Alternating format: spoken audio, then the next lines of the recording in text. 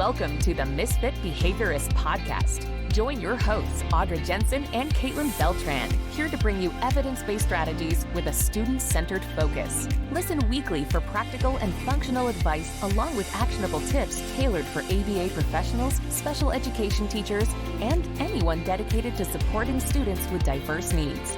Ready? Let's get started.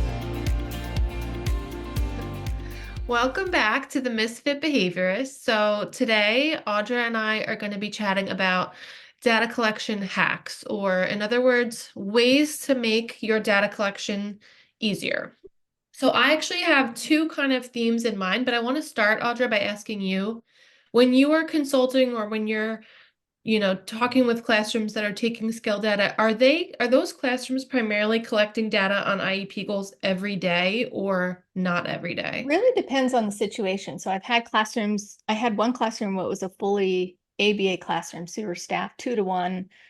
They were running DT sessions and stations throughout. And so they were taking daily data like you would in a clinical setting.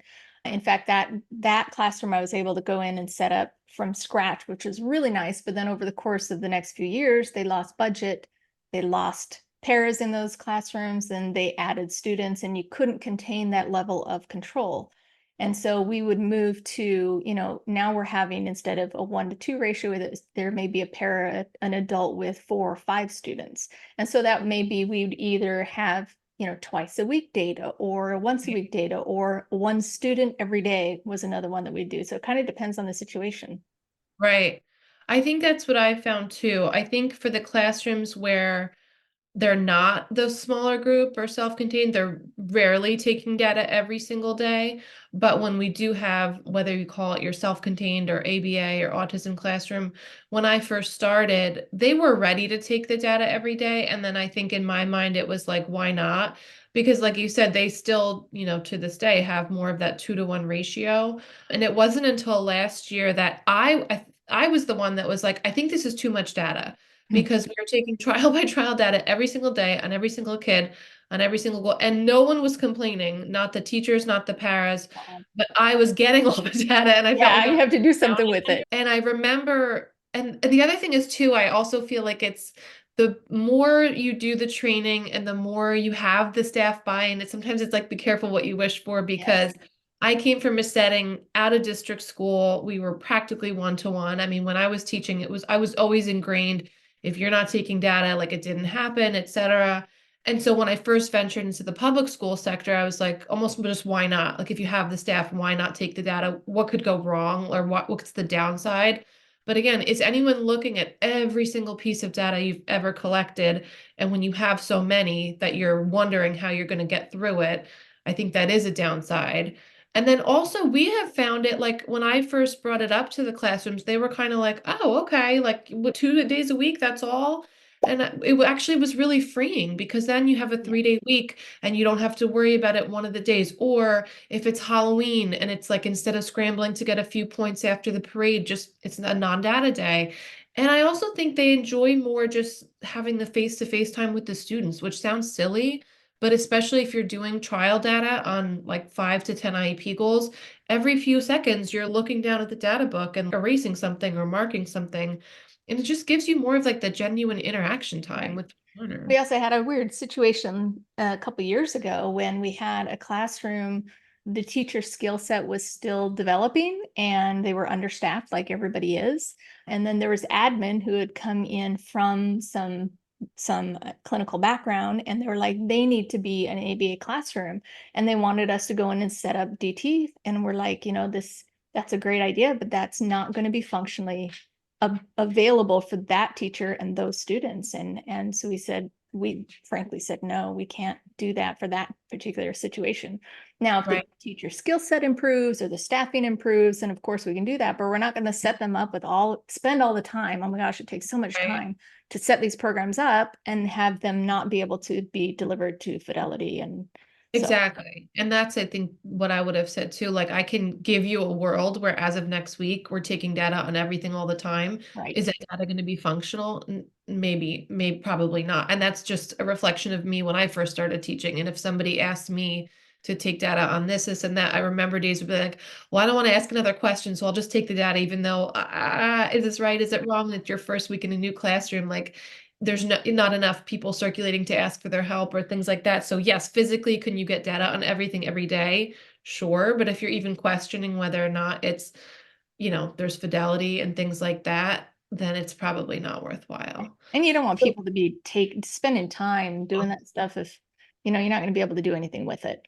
So you could have a perfect classroom setting, and then the people who are supposed to be, analyzing the data or plugging in the data don't have time to do that. Then the data is just lost and it's useless anyway. So it's just sitting there. And that was another, like, I feel like light bulb or premonition moment for me when I was teaching. And I remember the student, I remember the skill, we were tracking it, and it wasn't even that cumbersome. It wasn't like, oh, this is so much in the way. I just remember looking at these stacks every Friday. I'd put them in a folder and like, there's another one, there's another one. And I'm like, well, I'm not looking at them and you're not looking at them. And everyone's like, well, it could be good in the future to look back on. I'm like, as the teacher, for me to ask my paras to be doing it every day when just those few seconds could have freed them up for something else, I'm like, I just don't see how this is helping anyone. What's funny, Caitlin, is this what makes us misfit behaviorists? Because if you look into the clinical field and stuff, they're like data every day on every skill set.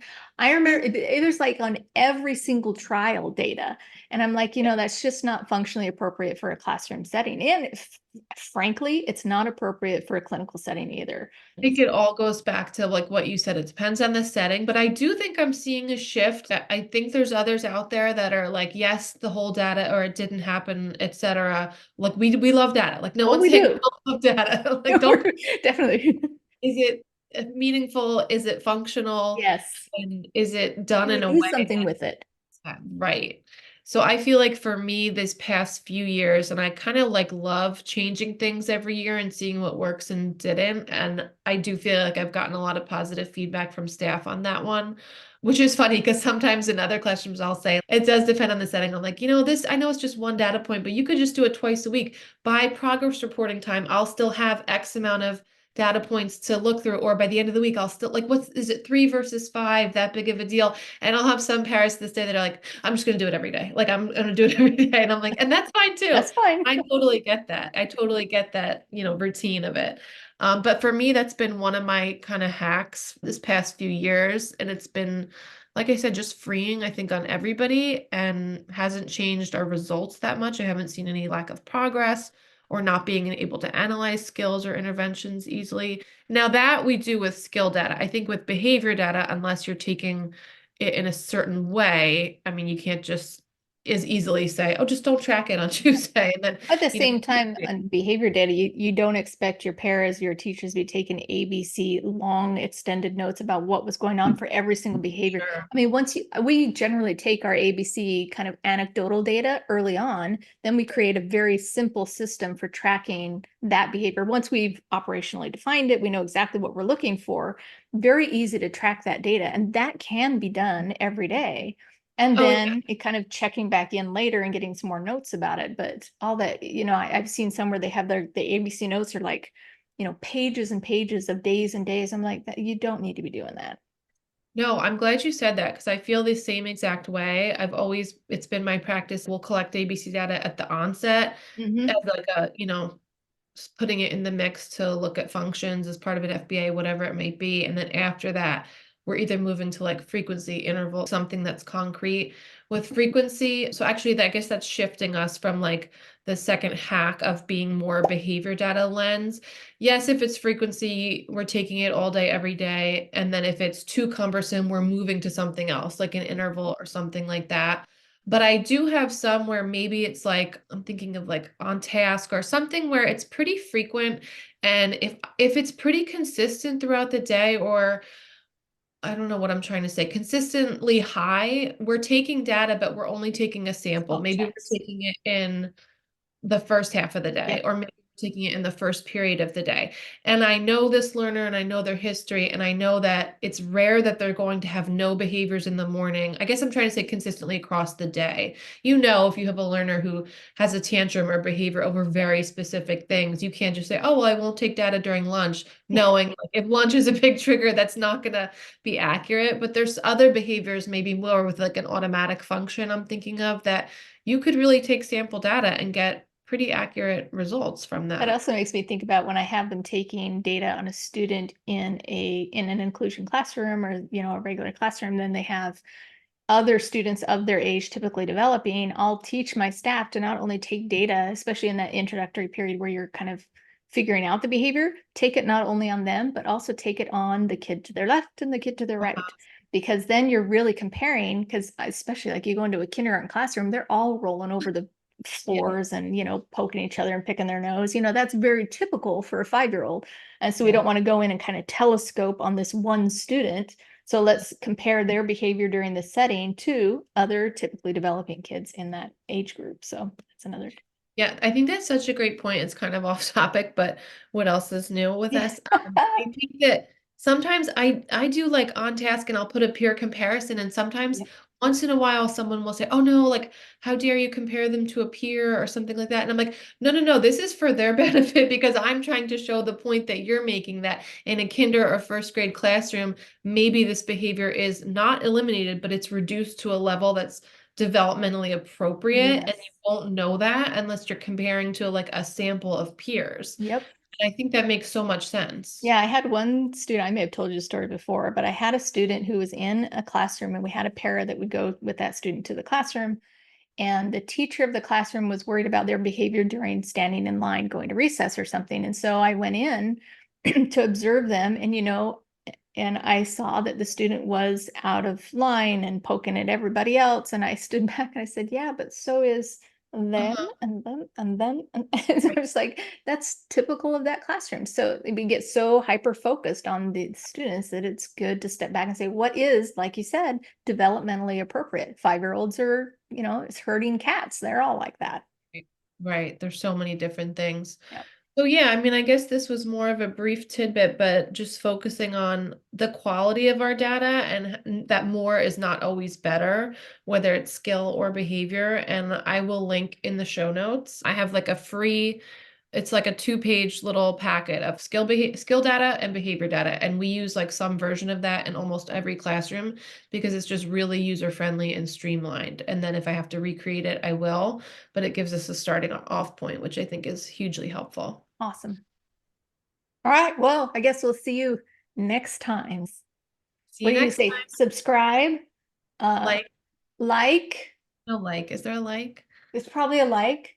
Subscribe if you want to hear more. There you go. See ya.